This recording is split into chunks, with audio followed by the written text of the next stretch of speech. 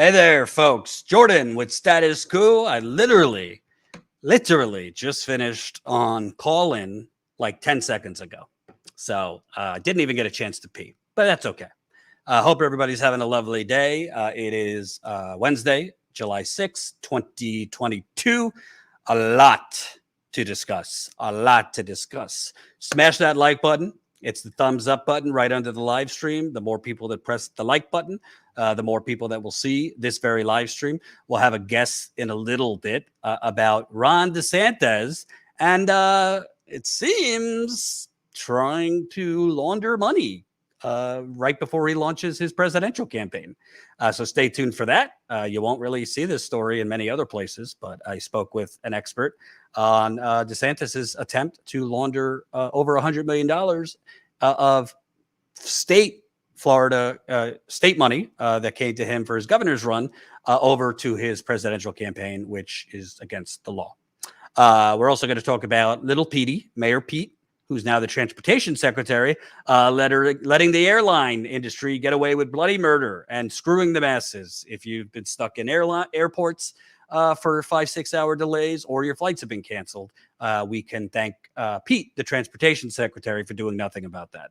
So we'll get to that. I wanted to start.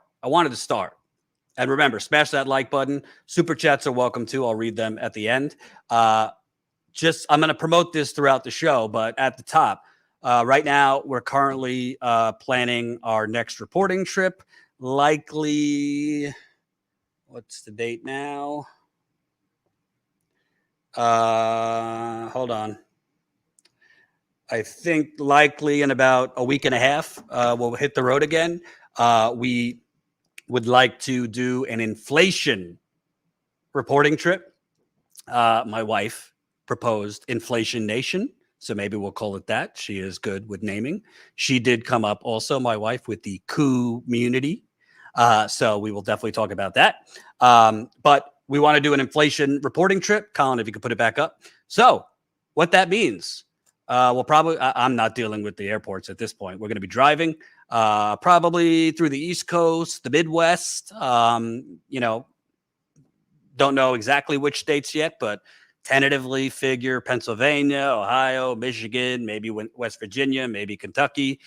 So if you have a story, I'm talking economic, you're being screwed. You're having to, ration things. You're having to do away with necessities because of high gas prices, high food prices, high electricity bills, soaring rent.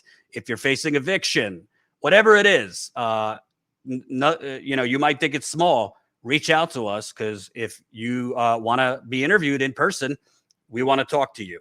So info@statuscoup.com, info@statuscoup.com. Send us your story, where you're from, so we could see if logistically we could make it happen on our road trip. So info@statuscoup.com. It'll be kind of similar to reporting trips we've done. We did a couple during the pandemic where we went around talking to people that were being economically screwed. So it could kind of be a mix if you were already screwed before inflation, but now are doubly screwed. We want to put a face to the struggle. So definitely send us your stories. That's info@statuscoup.com. My DMs on Twitter are open too, @JordanChariton. But we need your stories if we're going to hit the road. We can't just hit the road with nothing lined up. So email us. And don't be shy. We want to talk to you in person. All right, let's start. Oh, boy. I thought it was bad that Bernie preemptively said, I'm not running against Joe, my friend Joe. But Ro Khanna might have just beat Bernie in terms of just horrible. So Ro Khanna, who obviously is a congressman from California, give him credit. He's been on Status Coup. He does go on independent media shows. So he is willing to take tough questions. No other squad member I know will go on independent media. But Ro Khanna did an interview with Puck News and basically preemptively said that nobody could beat Biden in a primary. The same Biden, Colin, do we have the poll? I put it in the live stream sheet. The same Biden that a recent poll, 71% do not want Biden to run for re-election. 7 in 10 Americans say they do not want Biden to run for re-election, according to a new poll, a Harvard Caps Harris poll, compared to 29% who say he would run. He should run. Now, to be fair, a lot of times these polls are skewed towards older people, particularly in the Democratic primaries, which the cable news networks then run with. If Bernie wasn't doing good in a poll, they would run with it like first thing in the morning and all day. Oh, Biden's to the top of the poll. Pete's to the top of the poll. Warren's to the top of the poll. They didn't really explain that a lot of the demographics in the poll mostly were skewed to people over 40. With that said, even if this poll is kind of a snapshot, let's say it's closer to 5 out of 10 don't want Biden to run. That's still a shit ton of people that don't want the current president to run for re-election. I don't know. Take off your blue hat or your red hat. Take off your progressive. Take off your conservative, neoliberal, whatever you are.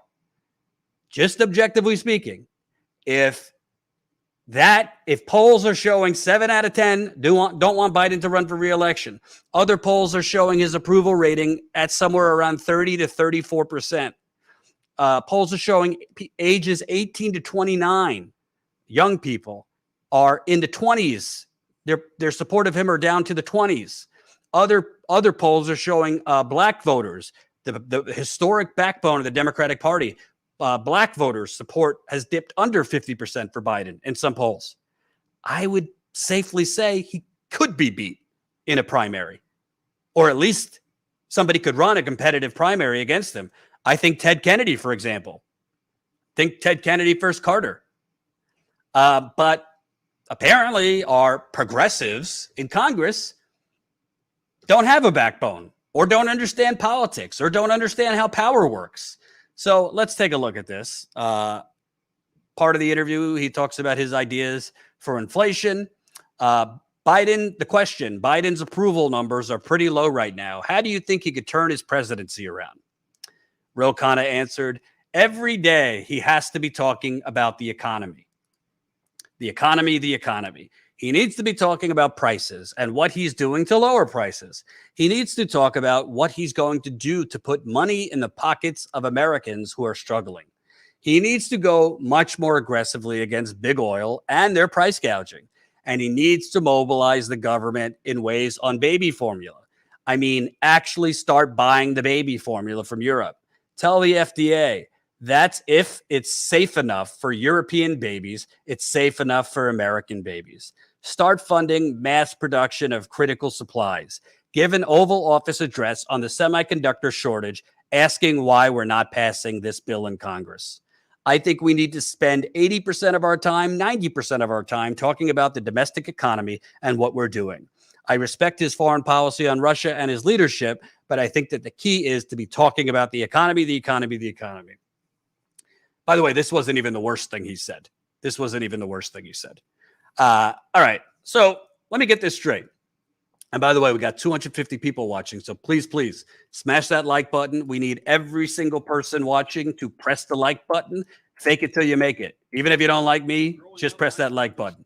We got 250 people watching. 118 of you have pressed the like button. So we need 150 more.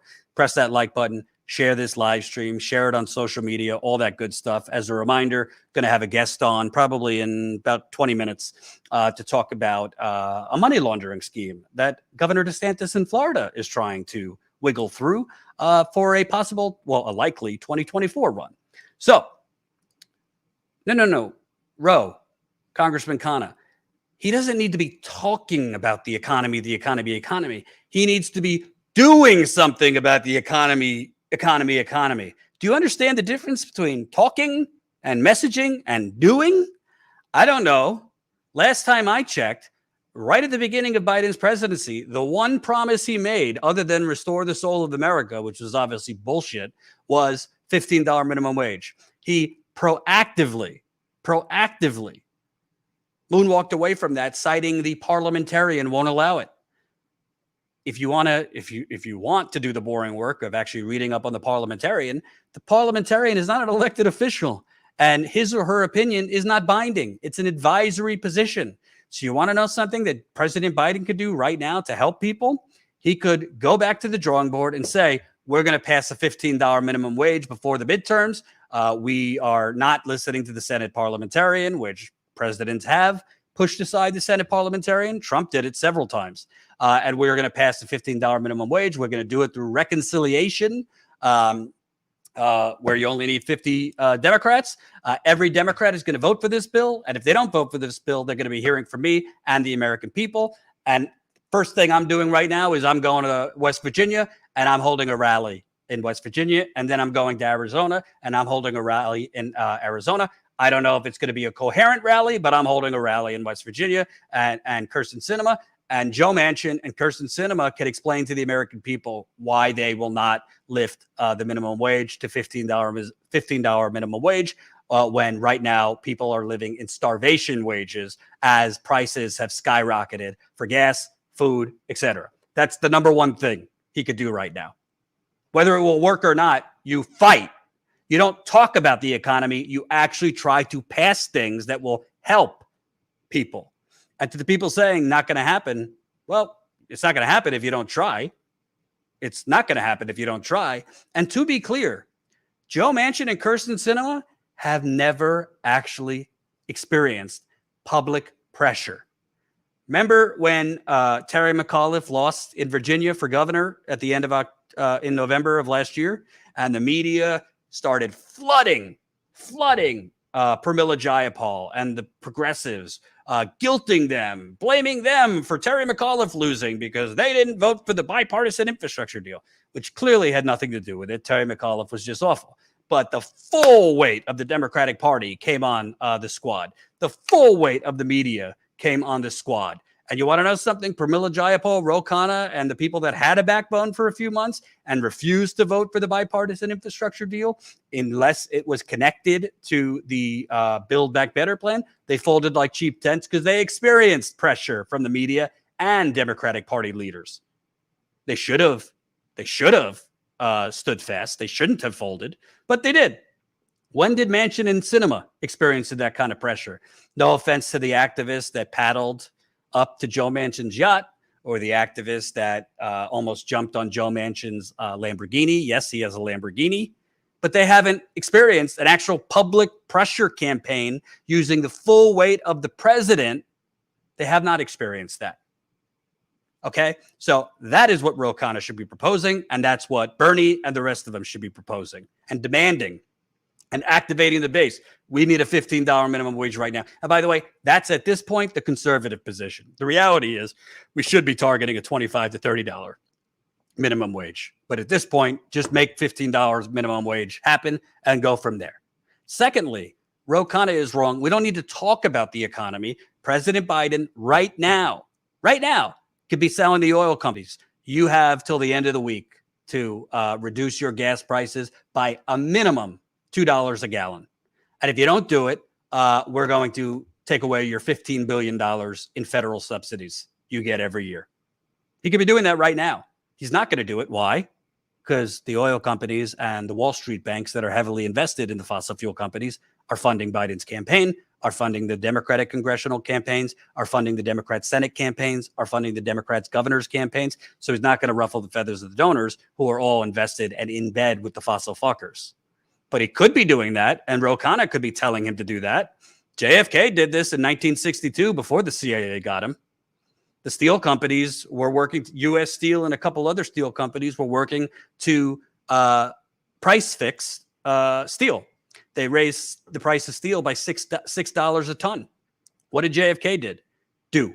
Held a press conference, publicly tarred and feathered the steel companies, called out the CEO of U.S. Steel by name, and then he said, I'm taking away a major contract for submarines away from these steel companies. I'm going to give them to the steel companies who aren't raising prices. And what happened? The steel companies folded like cheap tents. If Biden would threaten, we're taking away your $15 billion in subsidies, watch these oil companies fold. Because the short-term profit they're making right now is nothing compared to the money they make, the free money they make, the free socialism they get from the federal government. You don't hear that from Ro Khanna. And let's not just pick on Ro Khanna. Bernie ain't saying this shit. And the squad ain't saying this shit. We don't have progressives right now actually challenging Biden and actually demanding that he do very obvious things. And to the people saying, Jordan, it wouldn't work. Well, you know what? My mama once said, you don't know if you don't try. You don't know if you don't try. And keep smashing that like button. We got 300 people watching. Only 195 have pressed that like button. But I want to move on to something even worse that Khanna said. So after he said that Biden simply just needs to talk about the economy rather than doing the things I just laid out, he says this. There's been a steady stream of stories in which leaders in the Democratic Party second-guess Biden and question whether he should run for re-election. The White House has forcefully pushed back by saying that he is indeed running, but the age issue keeps lurking. Do you think this is a relevant question? Khanna, I'm supporting the president. Oh, God.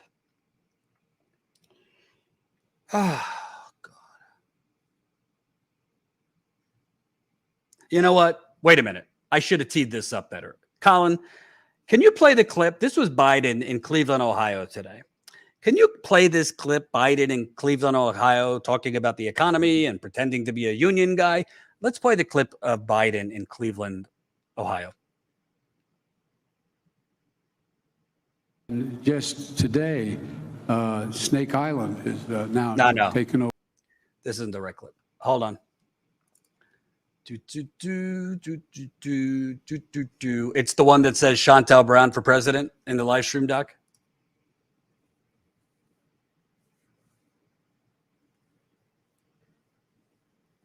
And while Colin's getting that together, keep those super chats coming. Thank you very much. Double K 1999. Go ahead. Thank you also for the incredible Democratic members of Congress here. Marcy Kaptur, God love you, Marcy. You are the best. She does it all, unions and foreign policy. And foreign. You think I'm joking? I'm not joking. She really knows more about foreign policy. She's forgotten more than most members of Congress know. And Chantel Brown, just remember me when you're president, okay? All right? Congratulations.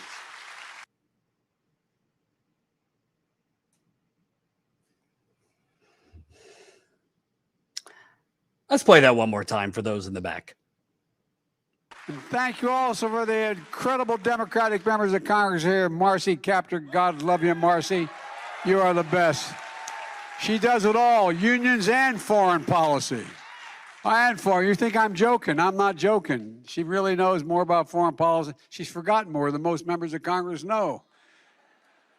And Chantel Brown, just remember me when you're president, okay? All right? Congratulations. Oh, to be a fly in the wall in Nina Turner's home right now. Number one, Marcy Kaptur, one of the most forgotten members of Congress. This man doesn't know what he's saying. Again, I've never jumped on to the medical train here. I'm not a doctor. These are not gaffes. And by the way, I was saying this in 2020 during the primary. These are not gaffes. This is somebody who clearly is not mentally sharp. You could say worse, but I'm not a doctor to diagnose it. The most forgotten member of Congress? Then Chantel Brown, don't forget me when you're president. This corrupt ghoul who beat Nina Turner, who hasn't done a goddamn thing for people in Cleveland, who's basically just as corrupt as the rest of the Democratic Party. And Khanna, I support the president. Hands up. I support the president. You support this? Oh, Bloodman. I'd be surprised if he finishes his term.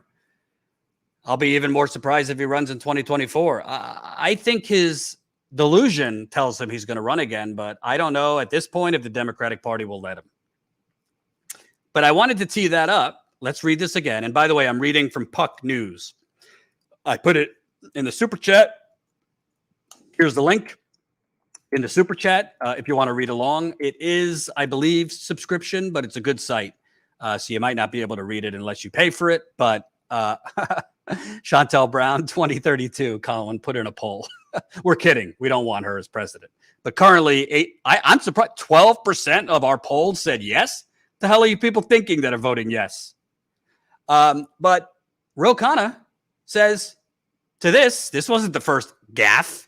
I support the president. Let's continue reading. And I just put the link in the super chat. This is with Puck News, who does pretty good work, actually. I believe everyone should try to strengthen the president because I fully expect him to run.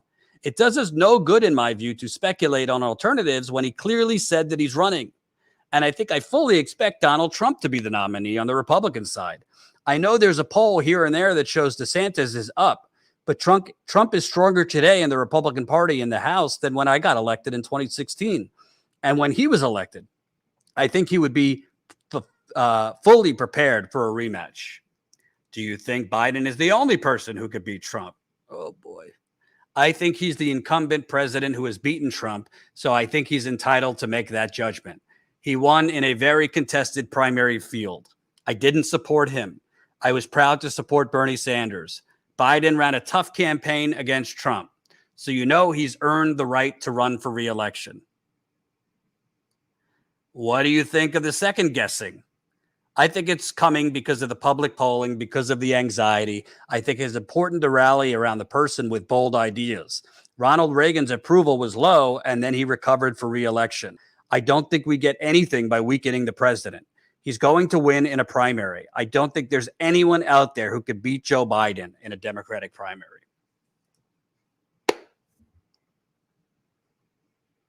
I don't know. I wasn't born yet. For those that were there polls showing that 7 out of 10 Americans didn't want Ronald Reagan to run for re-election in 1983? Were there polls that said that?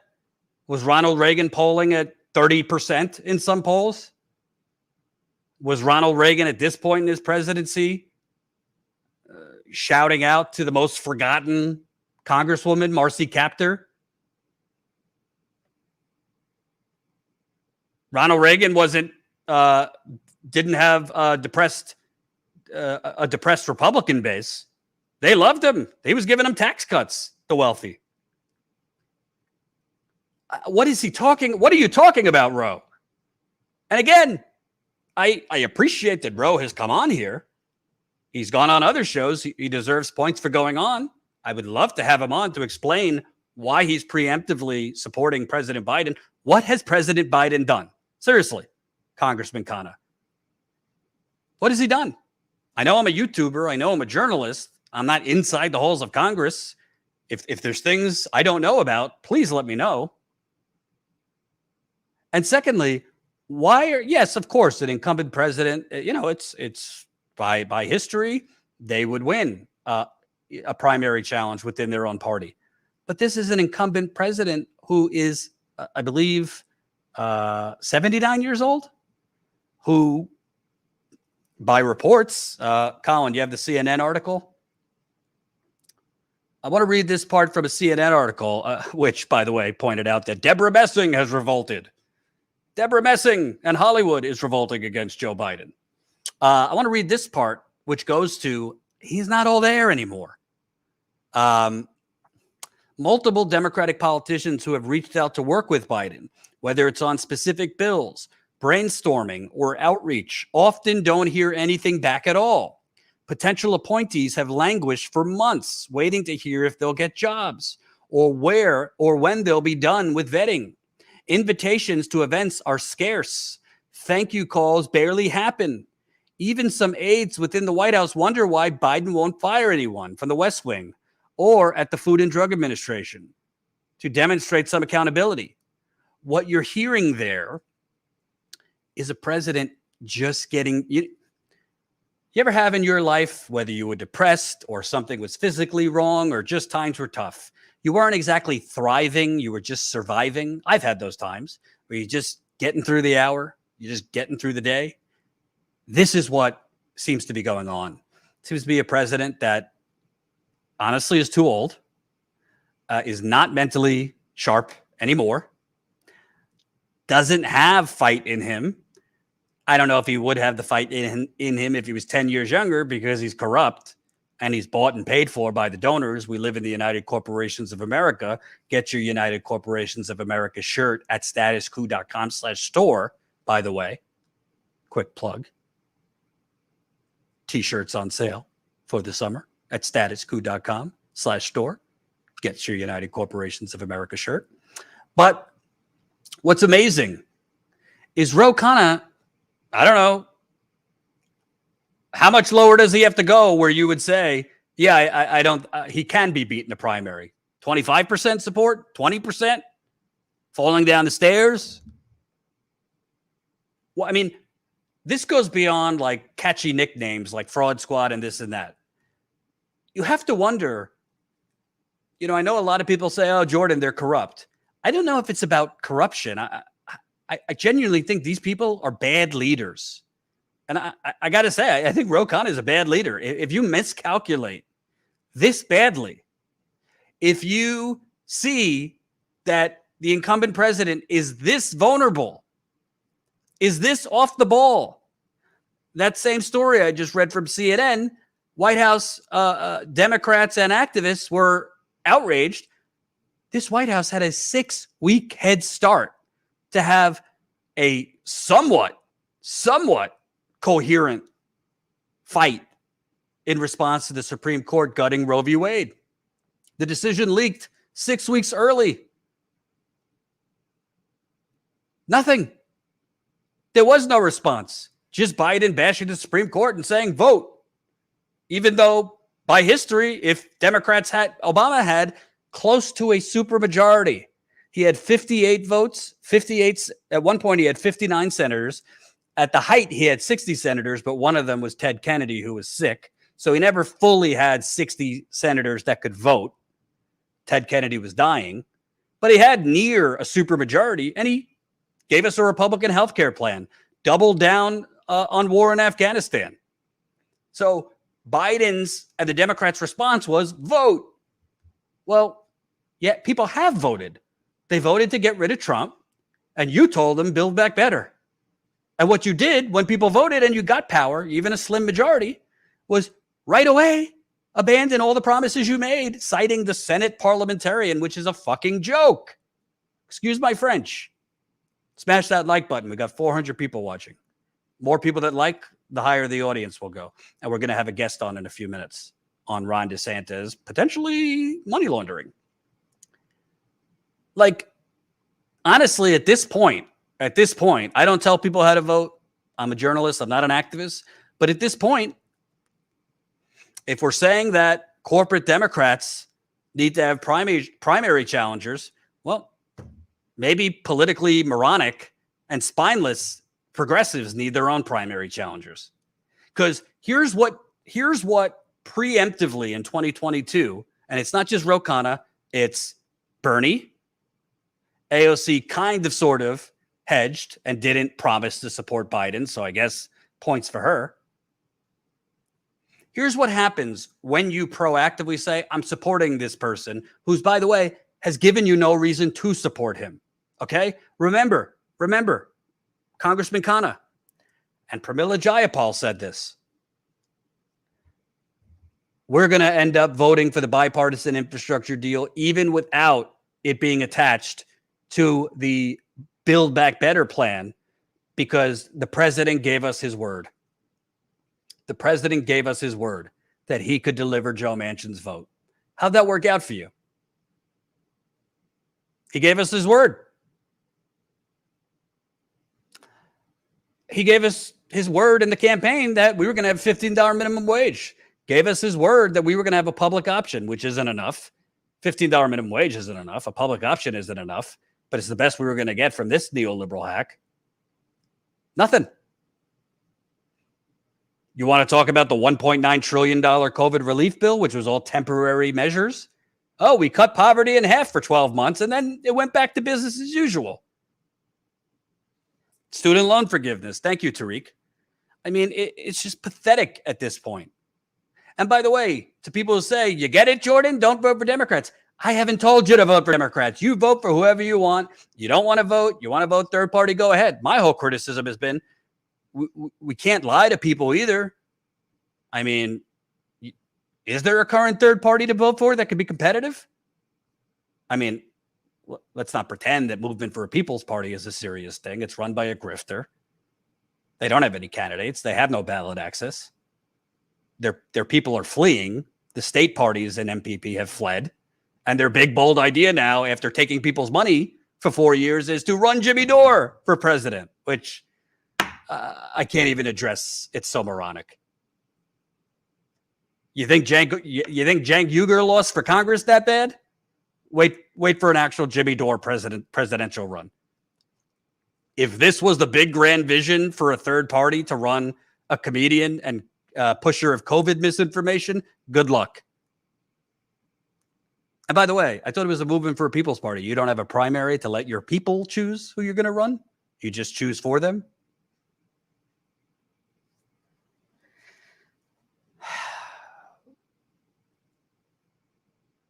We're in trouble, folks. And you want to know what?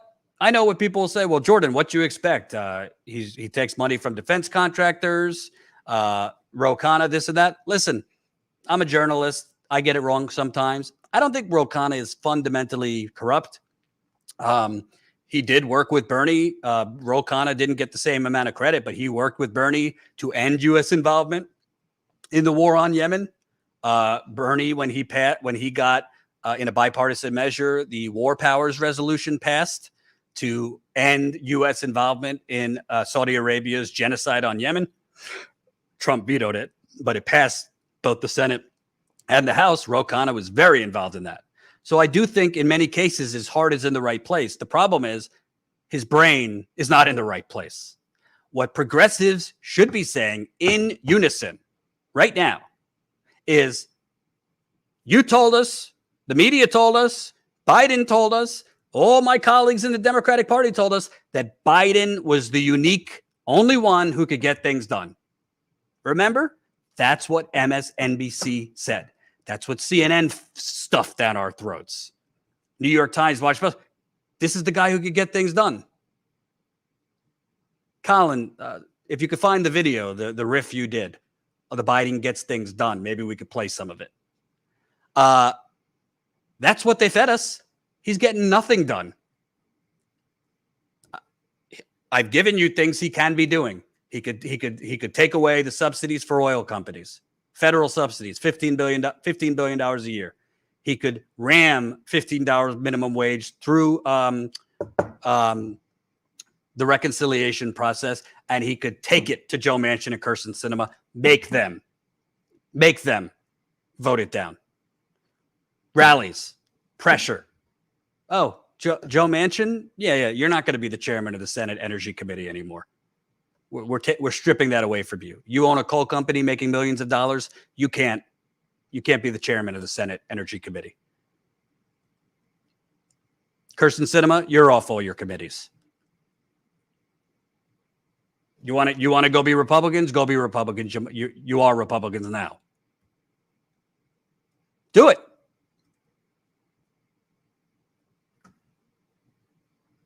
I mean, it's just so pathetic.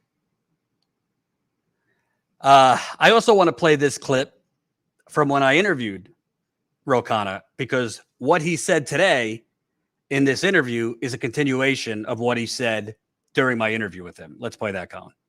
I don't really get why the strategy wouldn't be, and granted, I'm not in DC. Maybe I have an outsider's point of view. Why not say, yeah, no, this many people wanted $6 trillion. We've already gone down to $3.5 trillion. Now myself, Senator Sanders, the whole gang is going to West Virginia, is going to Arizona. Instead of trying to negotiate with corporatists, go on these people's front doors and put pressure on them. It seems to me Manchin, Sinema, they never actually have pressure on them because the media kind of slobbers over them as centrists. And the progressives, it doesn't really seem there's any rallying the base. I think that's one thing progressives, I don't agree with progressives who have called you all sellouts and all those things, but it doesn't really seem like you're rallying the troops because they would follow you if they see you fighting. I had called and publicly led 23 House members to say that we ought to overrule the parliamentarian. I don't understand this parliamentarian business. No one knows who she is. I don't understand why we care about what she has to say on these issues. The vice president has the authority and the precedent to overturn that. I led a letter pushing for that. I got pushback saying, why are you taking on the administration so early on? We had a press conference with Reverend Barber and the late Richard Trumka on that. And we did actually push and fight for that to the extent we can in Congress. So that was not something where we just gave a pass and said, oh, okay, who cares on the $15 wage? We organized, we pushed, we've continued to push on that. On foreign policy, But is pushing, writing a letter? I mean, I've seen a lot of letters written to Biden, Pelosi. I get you have to be somewhat diplomatic in there, but like it doesn't. I see what happened with President Obama, where he created this massive organizing army as a candidate, and then he just didn't tap into it and started basically starting on the Republicans' 50-yard line in negotiations and giving them half the farm right out of the bat. Bernie has a massive army. I think there are tons of progressives who right now feel leaderless. I'm not saying you to go in there, figurative, guns a-blazing, but it just seems to me you're sending letters, making calls for. I mean, there's a lot of progressive organizations that didn't exist 5 years ago. Why aren't the tactics a little bit more aggressive and tapping into, an army of activists around the country to challenge the president on not putting the $15 minimum wage in there and several other things? I'm open to those ideas. We did try to mobilize. We worked with Sarah Jairam, Saru Jairam, and One Fair Wage. We tried to work with labor. We tried to work with other organizations in the mobilization with tipped workers, because some tipped workers are only making a little over $2.13. So we did try to mobilize on that. I'm all for ideas on how we can mobilize to get $15 into a must-pass bill. And if there is a mobilization, I agree that that's something we ought to deliver. In terms of mobilization, I think the mobilization we need is to get more progressives into the House elected and into the Senate elected.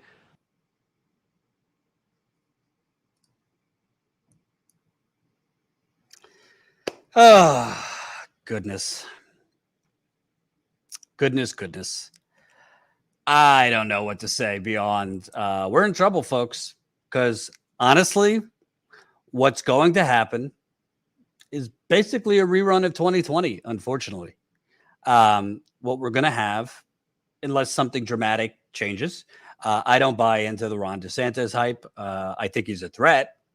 I think he's really dangerous. I think the media is doing what they did in 2016, normalizing Trump and normalizing DeSantis now with these pieces. Oh, he's a less toxic version of Trump. He's a more acceptable version of Trump. No, he's not. And go talk to people in Florida being hurt by Ron DeSantis, not just LGBTQ people, black people, working people. Florida's economy is not doing so swell under Ron DeSantis. And you want to talk about the free state of Florida and his great COVID policies? It's quite possible Florida had the highest death rate in this country because reports and whistleblowers have shown they fudged the numbers on the COVID deaths, just like New York. So for that freedom, a whole lot of people unnecessarily died in Florida. But I don't think he could beat Trump one-on-one. But then again, stranger things could happen. I mean, I'm very skeptical. I'm very skeptical that Trump will be indicted or ever be convicted. But you never know. And there could be some type of deal dangled over Trump that you'll avoid prosecution, but you have to forego running for office ever again. That's a possibility. But if it's Trump and Biden again, we know what's going to happen. We're going to get fed the same. This is the most important election of our lifetime, which I've heard that same marketing and fundraising emails since I even first paying attention. I got it in 2004, Bush first Kerry, 2008, Obama McCain, 2012, Obama first Gordon Gekko, 2016, Hillary first Trump, 2020, Biden first Trump, all the midterm elections. This is the most important election. This is the most important election. They're going to say, you got to vote for Biden. This isn't about supporting Biden. This is about staving off American fascism. And progressives are going to fall in line. You have progressives now preemptively saying, yeah, I don't think Biden can be beat in a primary. You got Bernie for no reason at all saying I wouldn't run against Biden and I'll support him. And guess what? Because Bernie is so naive, Biden invited him over for dinner at the White House the next day after Bernie declared he was no longer a threat. I would take a half-conscious, dying Bernie Sanders as president for even 6 months than Joe Biden or Kamala Harris. Yeah, you're not going to have a competitive primary or even a chance if the progressives now are saying, yeah, he can't be beat. This is like Bernie when he was running against Biden asked, do you think Biden could beat Trump? Or Biden's the only one to, do you think Biden could beat Trump? Saying, yeah, I do. Then why are you running?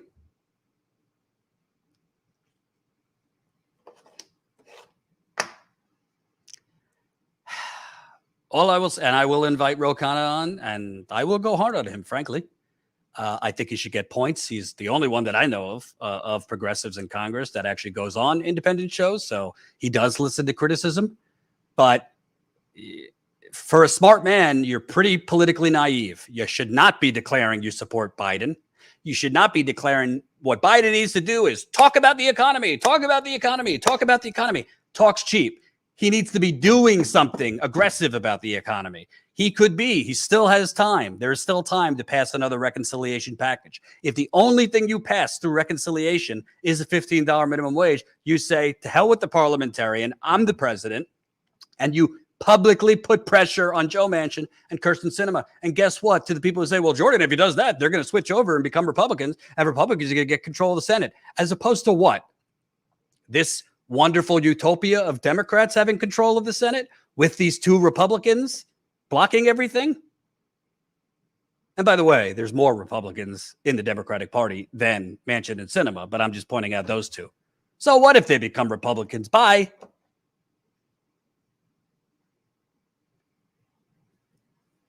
It's pathetic. Before I move on to the next topic, I said this at the top, but I want to announce it again. We're hitting the road again because, as you know, Status Coup is not just a pontificating network from studios. We get out there on the ground. So we're calling it Inflation. I'm going to steal from my wife, who came up with this great name, Inflation Nation. So we'll probably change that image soon. Inflation Nation, we want to talk to the people on the ground. We want to hear your stories. If you're being economically devastated, if you're having to ration things right now, if you're having to forego certain things right now because of the high gas prices, high food prices, high electrical, high rent, high everything. We want to put a face to the struggle.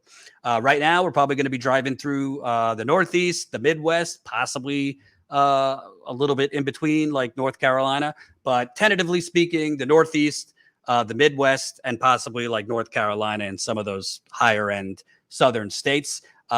We want to talk to you. So if you have a compelling story, inflation, economic devastation, and obviously there's a thin line between economic pain and depression, anxiety, alcoholism, marital problems, and other things. We want to hear from you. So please email us if you have a compelling story. If you live in the Northeast, if you live in the Midwest, email us and maybe we could, go along. You could be added to our path for this reporting trip. We'll probably go through a couple different states. I don't want to deal with the airlines right now, so we'll be driving. So definitely email us your story and where you live at info@statuscoup.com. info@statuscoup.com. My DMs on Twitter are also open, so you could DM me on Twitter at Jordan Sheridan. So we would love to hear. We would love to hear from you. And we want to put together and start lining things up now. We're probably going to leave the week of July 18th. So definitely send us your stories. As always, please support us. Real on-the-ground reporting is not cheap. We take no money from the big banks, no money from the fossil fuckers, no money from big pharma, no money from big real estate, no money from Silicon Valley, no money from the military-industrial complex. Silicon Valley, our funding comes from you. So sign up, statuscoup.com/join. You can become a member for as low as $5 to $10 a month.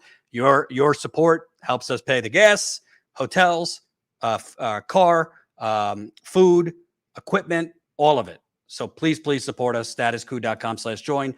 We love your super chats too. I'm going to read those at the end of the broadcast. Thank you. Moving on. Ron DeSantis, who the media is all collectively writing the same exact story, calling him less toxic than Trump, more palatable than Trump, as he, I don't know, bans protests in residential neighborhoods in Florida, bans math textbooks for having critical race theory in them, puts gag orders on same-sex or LGBTQ teachers and students in Florida, threatens corporations who dare to criticize gun control. Right now is pushing bills where his administration would literally take over public education in Florida and dictate what is and isn't taught. This less toxic version of Trump currently is, from what I have been told and from my reporting, trying a money laundering scheme. Want to know what that's about? Here's my interview with Brendan Fisher. We'll tell you all about the Ron DeSantis scam. Here we go. There's Jordan with Status Coup. Delighted to be joined by Brendan Fisher. You're the Deputy Executive Director of Documented, which is an investigative watchdog and journalism project investigating power and money, i.e. corruption. And I wanted to have you on because it seems like Ron DeSantis, obviously media, a lot of headlines that sound the same right now about Ron DeSantis, a more palatable Trump, more acceptable. I have things to say about that. I don't see much about something you tweeted, which is he seems to be waiting and trying to angle for a scheme to launder his over $100 million war chest that he has accumulated from Republican donors to run for re-election in Florida as governor in November, and transfer that over to his 2024 campaign, which he will inevitably announce soon after he wins re-election. Can you kind of explain what he's doing and why it might not be completely legal? Sure, and thank you for having me back. So the legal background is that state candidates cannot use their state campaign finance funds in a federal race, and that's because state laws differ from federal law.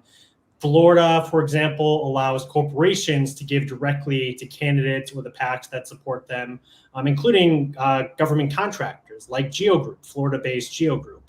GEO Group cannot give directly to a federal presidential candidate, but they can give to political committees controlled by gubernatorial candidates like Ron DeSantis's campaign committee and PACs. So what DeSantis appears to be trying to do, or what people around DeSantis appear to be trying to do, is find a way for him to use the over $100 million that he's already raised towards a future presidential run. And that, again, that's prohibited under federal law. And the roadmap that he may be seeking to use was established by Byron Donalds, the recently elected far-right candidate from Florida's 19th congressional district. So before Byron Donalds ran for Congress, he was a Florida state representative. In 2019, he set up a PAC, raised around $100,000 for that PAC from contributions that would be prohibited under federal law, including from GEO Group. And then he found a way to funnel that money into his federal race. And what he did is resign from the PAC, and the PAC then transferred the money to a super PAC, and the super PAC spent those funds supporting Donalds' congressional candidacy.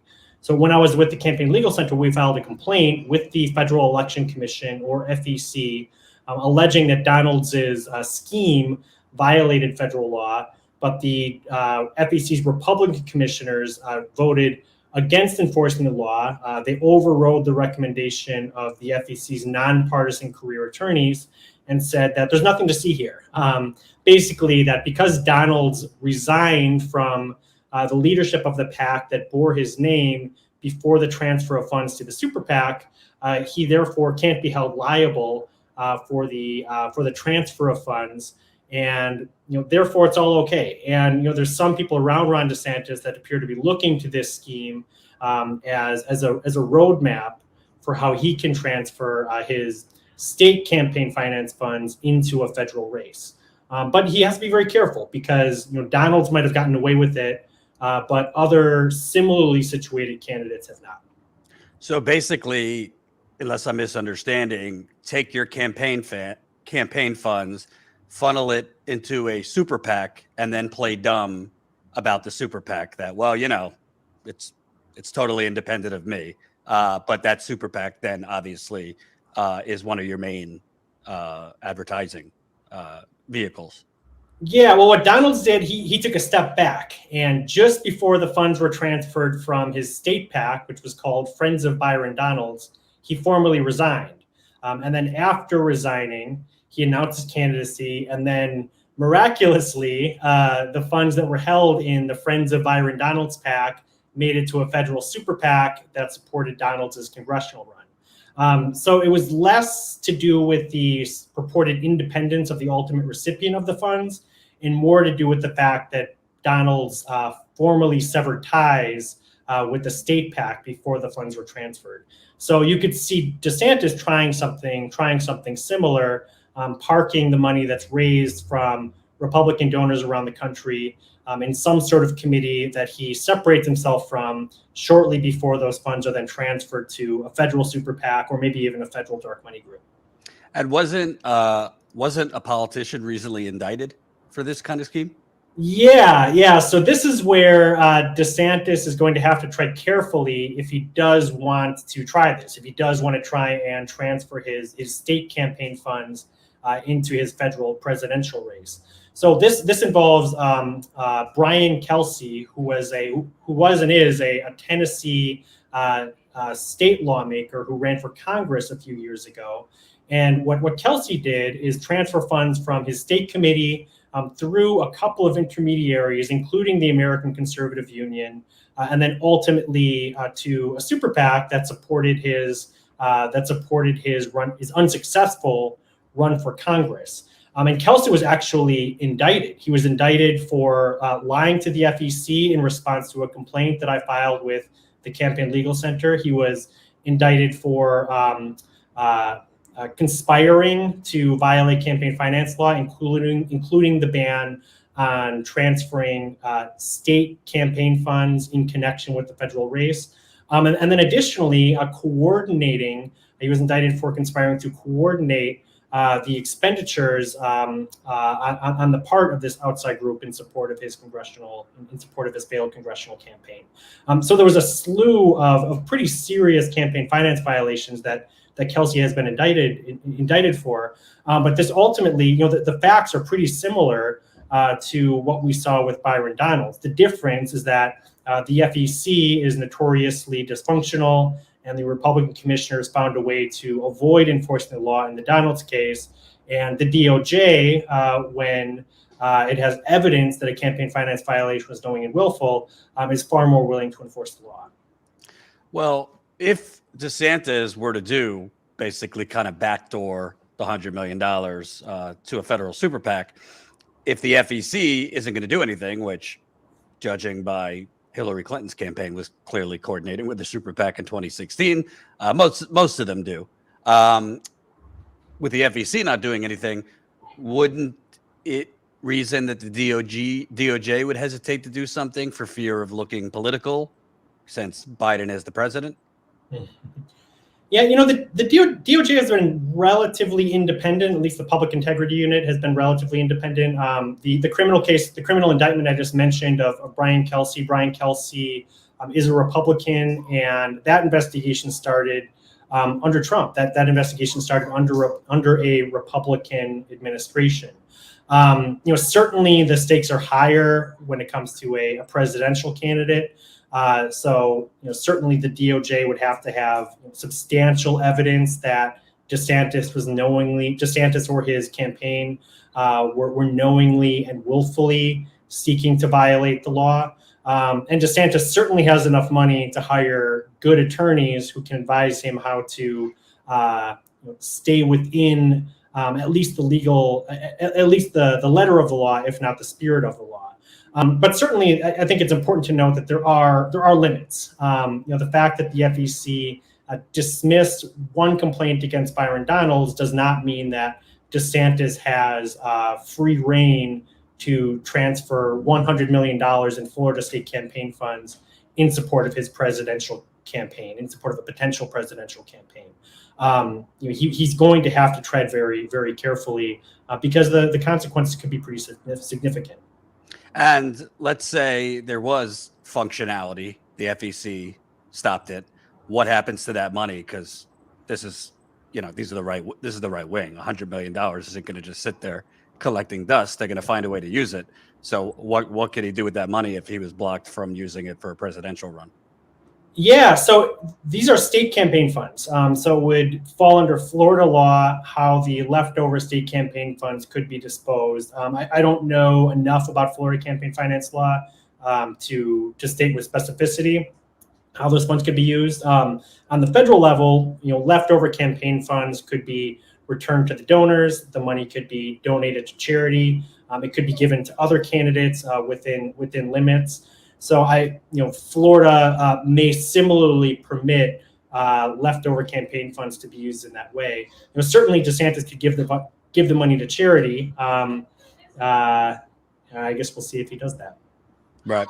And, not to get too political, but DeSantis likes in Florida to kind of, use the law to his power or abuse the law to his benefit. We see what he's done with the Don't Say Gay bill. We see what he's doing right now with public education, trying to push bills that would basically put public education completely in his administration's purview to kind of dictate what is and isn't taught. Obviously threatening corporations that, who dare tweet about gun control. We're going to pull your subsidies, which I'm not for tax subsidies for these corporations, but I thought corporations were people until they tweet about gun control. I say all this because he obviously has some authoritarian tendencies in Florida. To me, if he's able to transfer $100 million over, and then you add, he'll probably make another couple $100 million officially running. That's a huge head start of whoever his opponent is. And we already know Republicans around the country right now are pushing election integrity units on state levels and potentially for their presidential election. Just what would be kind of the consequence of him being able to use this $100 million in a presidential race? Yeah, well, $100 million is a lot of money, and there's very likely more where that came from. A lot of the money that DeSantis has raised has come from some of the biggest Republican donors around the country, and they have more to give, and they will give more. So there's a lot of ways that campaign funds can be used. I mean, most obviously, you set up a campaign, you hire campaign staff, you hire canvassers, you pay for ads. But also, you look at some of what Trump is doing right now. Trump, who's under investigation, who's facing at least a reputational risk when it comes to the January 6th investigation. His PAC is helping to pay the legal fees of some of the people who are have been subpoenaed by the January 6th committee. And that use of campaign funds is very novel. And it presents some pretty significant ethical concerns because that is a major way to help keep potential witnesses in line. You can make sure to pay the legal fees of those who are not going to fully cooperate with the investigation or who will only provide beneficial testimony. And you stop paying the legal fees of the people who might be forthcoming about what actually happened in the lead up to January 6th. So there's a lot of ways that politicians can be creative with how they use their campaign war chest in order to protect their reputation, in order to keep their friends close, and to reward those who are going to continue to prop up your candidacy. Right. And lastly, is it too strong to say that this is kind of legal money laundering, or is it something else? No, I think that's entirely fair to say. As I said at the top, the federal law is very clear that a candidate cannot transfer or use state campaign funds in a federal race. So it would clearly be prohibited for Byron Donalds or Ron DeSantis to just up and transfer millions of dollars from their state campaign fund to their federal campaign fund. So the only way that they can try and do it lawfully, or the only way that they can try and do it and escape legal sanction, is by laundering the money, by passing the funds through intermediaries. And it's just a question of how far they can push the law in order to get those state campaign funds into their federal race. Absolutely. And tell people where they could find more of your work. Tell people a little bit more about, let me make sure I have it right here, the Documented, where you're executive director. Deputy executive director. You can find us on our website, documented.net. I'm on Twitter, Brendan_Fischer, Fischer. And we have more to come on this and related news in the year to come. Absolutely. We'll stay in touch. Right here, we need people like you to expose the United Corporations of America. Thank you very much. Great. Thanks for having me. Thanks for watching. And make legal money laundering in the United Corporations of America. So Ron DeSantis is going to backdoor over $100 million from his Florida reelection campaign all the way into his 2024 presidential campaign. So great. No problem with Citizens United, by the way, right? You know who was for Citizens United? Glenn Greenwald. Anyway, I digress. Let me read some super chats. Double K, 1999. Thank you so much. Double K, another 1999. Thank you, thank you, thank you. Das Boschfleisch, 499 pounds. Imagine mainstream media would actually be a watchdog, keeping the people in power at bay. Imagine. I just want to sing it. Imagine all the media actually holding politicians accountable. That's my terrible voice. And by the way, what's going on over there? Everybody's resigning from Boris's administration, Das Boschfleisch. I admit I haven't really paid much attention to what's going on there, but I think 43 officials in the UK Parliament have resigned, and there's a huge pressure campaign for Boris to resign. He's as stubborn as Biden and Trump, so I don't know if he will, but pretty much everybody's resigning, including, it seems, cabinet officials are now resigning. It's been all day a new news alert of those resigning in the UK. Jesse Sanders, $5. The first time I ever saw you, Jordan, was an interview you did on TYT with a married couple in the Wisconsin State Capitol. It was amazing. I remember who you're talking about. That, if memory serves me correct, that couple at the Wisconsin State Capitol, the husband lost his job during the 2008 financial crash and could not find another job and had to move, I forget the country, but move to another country to find work. I believe that is the couple you were talking about that I interviewed at the Wisconsin State Capitol. That was part of a disappearing middle class tour that I did while at the Young Turks. So thank you for that kind comment. Weird that we're getting spam from a naked dating site, but I digress. Tony Dallas, $5. Ron DeSantis versus Donald Trump. Which would you choose to run against Joe? I think Ron DeSantis is more dangerous than Trump, at least more intelligent. That's like asking me would I prefer to get shot in the head or the testicles. Sorry to be so crass. Who would I choose?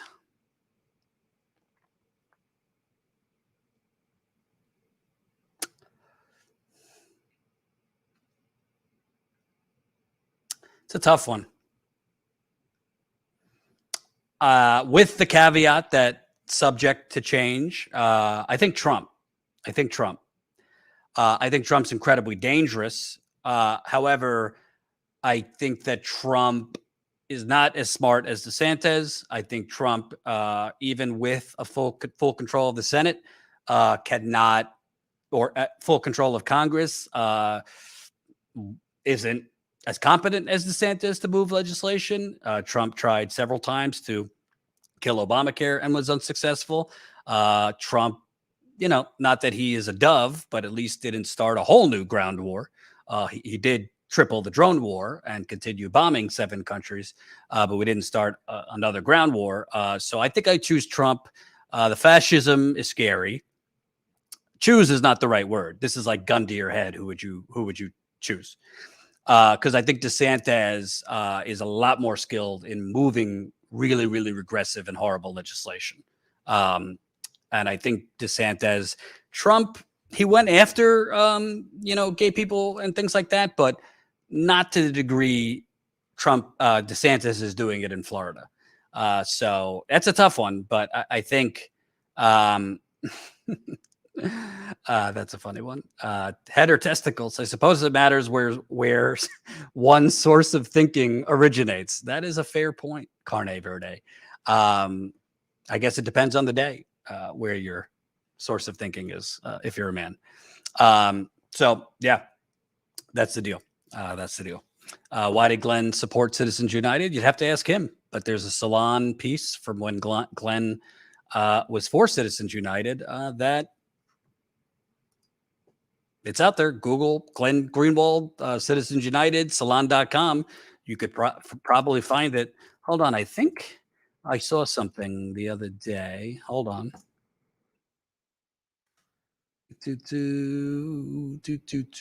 Glenn, Citizens United. I don't know where it is. Yeah, he supported Citizens United. It's in salon.com. Probably some bogus free speech argument, even though, the Constitution does not enshrine endless speech as money. That's not in the Constitution. Wait, did I find it? Yes, I did. Hold on. Here we go. Colin, if you could put this up. So this is what Glenn tweeted when you have it about Citizens United. So he was for Citizens United. And actually, if you look back to Glenn's old blog pieces from the mid-2000s, he was against illegal immigration, using Republican words like illegal immigration. He's for Citizens United. He claims to be against the surveillance state, but he's on Rumble, which is owned by Peter Thiel. Peter Thiel owns a company called Palantir, which works with the NSA to spy on you. Nobody seems to call him out on these things. Look up Peter Thiel and Palantir. Let me make sure I'm spelling it right. Colin, let me know when you have that tweet. Palantir. Yep, Palantir. Palantir. Look it up. That's Peter Thiel's company that works with the NSA to surveil and spy on people. So this is what Glenn said about Citizens United. I agree with the ACLU, various labor unions, and anti-Wall Street Governor Eliot Spitzer that the First Amendment bars the government from prohibiting the use of money for political speech. Well, I'm here to tell you, put that back up. The ACL is wrong. The labor unions are wrong. Eliot Spitzer might have been with a prostitute when he said that. We know good old Eliot Spitzer and the prostitutes. The First Amendment is not about endless money to corrupt politics. And that's about as bastardized of a reading of the First Amendment as most right-wingers read the Second Amendment. That's not what the First Amendment says. And this free speech argument about corporations putting endless money into super PACs and politicians has basically, the country was already corrupt. It has completely corrupted this country. And it's why we can't actually get bold reform or bold change through or structural change through on healthcare, climate, minimum wage, because our politicians are bought and paid for. We live in the United Corporations of America. Reminder, get your United Corporations of America t-shirt in the StatusCoup.com store. I love, we got a couple purchases on 4th of July. I want to see more people rocking the United Corporations of America shirt, as well as the Fossil Fuckers shirt, which you could get in the StatusCoup.com/store. All our material is, what do they call that, Colin? Eco-friendly, eco-fresh, made with more eco-friendly material. So we walk the walk here. Before I go, two more reminders, public service announcements. One more before I go. Number one, we're looking for people to talk to on our next road trip. If you are in the Northeast, if you are in the Midwest, maybe some of the higher South, so North Carolina, we are looking to start lining up people to speak with on the ground, in the flesh, Inflation Nation, we want to hear your story. Economic struggles. Are you facing eviction? Are you having to ration certain things? Are you having to trade this one necessity and go without it to afford your gas, afford your food, afford electricity? Are you facing 20, 30, 40% rent increases?